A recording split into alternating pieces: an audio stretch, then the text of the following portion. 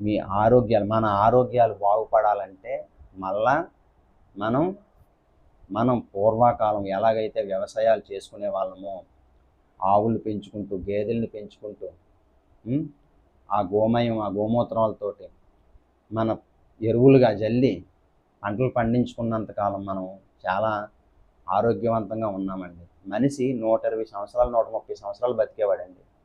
మనం ఏంటండి పాపం పుట్టగానే షుగర్స్ అండి, బీపీలండి, లేనిపోని జబ్బులండి. ఇవన్నీ దేనికోసం వస్తున్నాయండి? ఎందు గురించి వస్తున్నాయండి? ఈ ఎరువులతోటి పండించినటువంటి ఆహారాల వలనే. మారుదాం, ఇకపైనైనా మారుదాం. మనం అనుకుంటున్నాం కానండి, కష్టపడితేనే శరీరానికి మంచిదండి. నేను కూడా ఆలోచిస్తున్నాను, అది భగవంతుడు మరి ఎంత తొందరగా నాకు అవకాశం కల్పిస్తే నేను మా ఊరు వెళ్ళిపోయి ఏదో పని చేసుకొని, వ్యవసాయం చేసుకొని. ఎందుకంటే అండి, అదొక్కటే మార్గం అండి.